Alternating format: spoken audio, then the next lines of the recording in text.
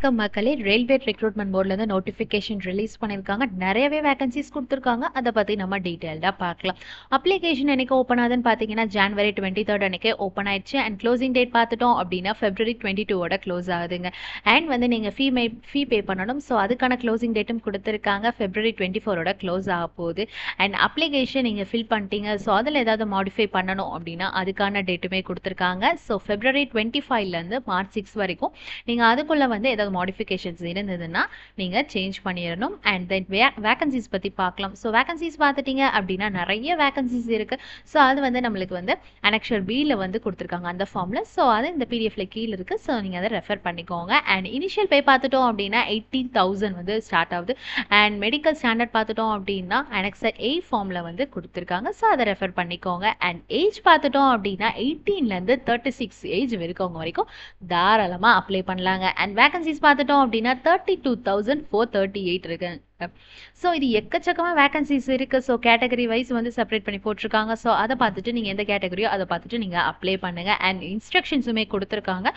So வந்து நீங்கள் application டேட்குள்ளே வந்து இந்த எண்ட் டேட்டுக்குள்ளே வந்து நீங்கள் அப்ளிகேஷனை சென்ட் பண்ணிடுங்கன்னு சொல்லியிருக்காங்க. அண்ட் அப்ளிகேஷன் பார்த்துட்டோம் அப்படின்னா ஃபுல்லாக தரோவாக ரீட் பண்ணிவிட்டு நீங்கள் அப்ளை பண்ணுங்கன்னு சொல்லியிருக்காங்க. அண்ட் அஃபிஷியல் வெப்சைட்டில் தான் எல்லாமே இருக்க போகுது. ஸோ இந்த வெப்சைட்டில் போயிட்டு நீங்கள் எல்லாத்தையும் டீட்டெயிலாக பாருங்கன்னு சொல்கிறாங்க.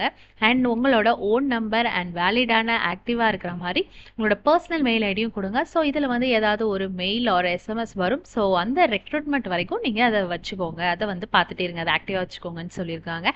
அண்ட் அப்ளிகேஷன்ஸ் எல்லாத்தையுமே நீங்கள் வந்து வெப்சைட்டில் தான் RRB வெப்சைட்டில் மட்டும்தான் பண்ணணும்னு சொல்லியிருக்காங்க.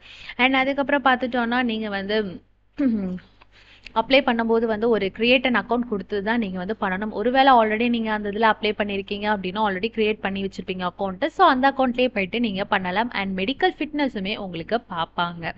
அதுக்கப்புறம் பார்த்துட்டோம் அப்படின்னா நிறைய வந்து SC ST or OBC or EWC EBC so இவங்களுக்கு எல்லாத்துக்குமே கன்செஷன் ஏஜ் ரிலாக்ஸேஷன் இது எல்லாமே இருக்கும். ஸோ அது எல்லாமே வந்து நீங்கள் ஆன்லைன் சப்மிஷன் அப்போ அப்ளிகேஷன் சப்மிஷன் அப்பயே நீங்கள் பார்த்து எல்லாம் கவனமாக பார்த்து அப்ளை பண்ணிடுங்கன்னு சொல்லியிருக்காங்க.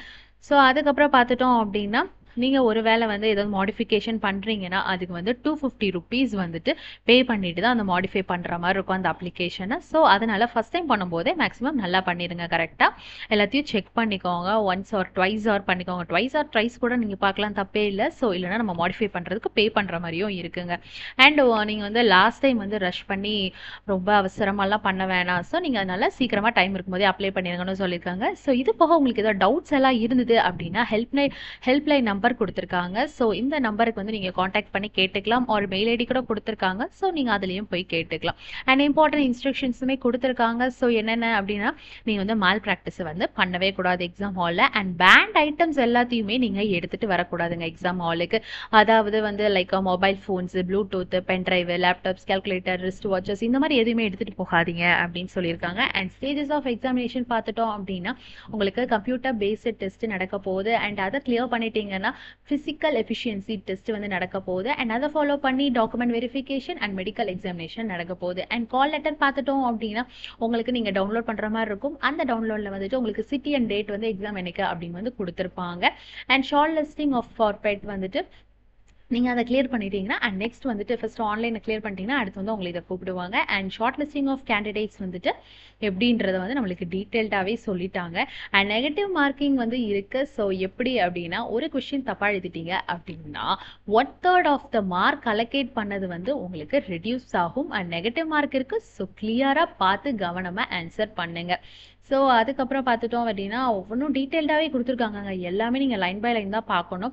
ஸோ எல்லாத்தையும் எதுவும் விடாதீங்க. ஸோ கிளியராக பார்த்துட்டு நீங்கள் அப்ளை பண்ணுங்கள். நிறைய ஃபார்ம்ஸ் இருக்குது. ஸோ எல்லாத்தையுமே பார்த்துட்டு அப்ளை பண்ணுங்கள். ஸோ அந்த அஃபிஷியல் வெப்சைட்டில் போய் பாருங்கள் எல்லாமே. ஸோ உங்களுக்கு கிளியர் ஐடியா கிடச்சிரும். That's all the best.